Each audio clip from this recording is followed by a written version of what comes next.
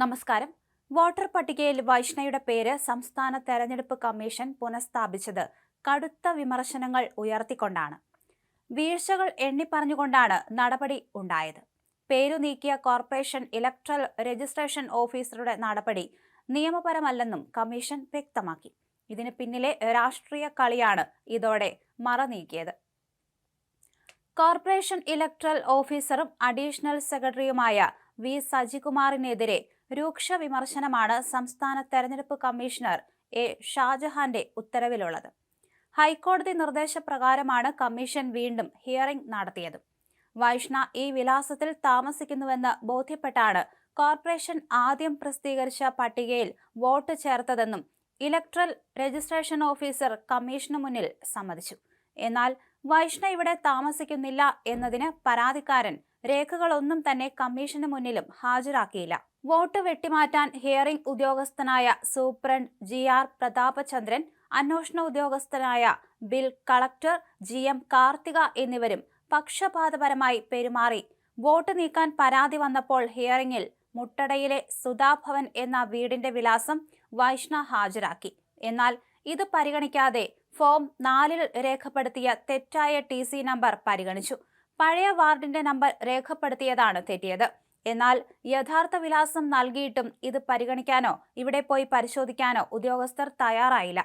യഥാർത്ഥ വിലാസത്തിൽ വൈഷ്ണ താമസിക്കുന്നില്ലെന്ന് ഒരു ഉദ്യോഗസ്ഥനും രേഖപ്പെടുത്തിയിട്ടുമില്ലെന്നും പരിശോധനയിൽ കണ്ടെത്തി.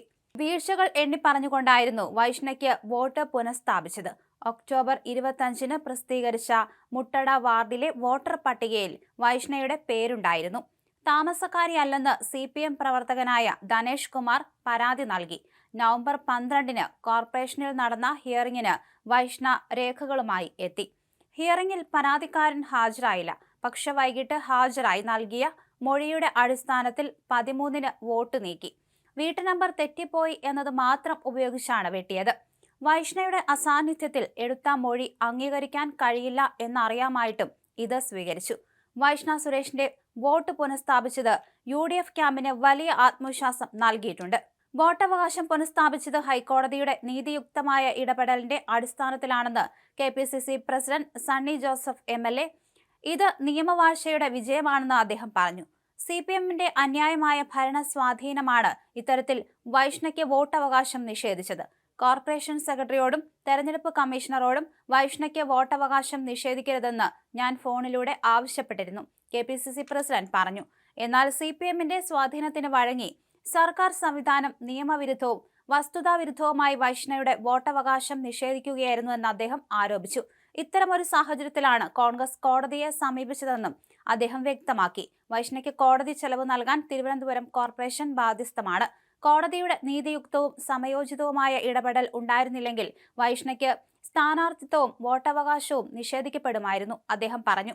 ജനാധിപത്യ മൂല്യങ്ങളെ സംരക്ഷിക്കുന്ന ഉത്തരവാദിത്തത്തിൽ നിന്ന് തെരഞ്ഞെടുപ്പ് കമ്മീഷനും തദ്ദേശ സ്വയംഭരണ സ്ഥാപനങ്ങളുടെ ഭരണാധികാരികളും ദുഷ്ടലാഖോടെ രാഷ്ട്രീയ സ്വാധീനത്തിന് വഴങ്ങിക്കൊടുക്കുന്നത് പ്രതിഷേധാർഹമാണെന്നും സണ്ണി ജോസഫ് പറഞ്ഞു.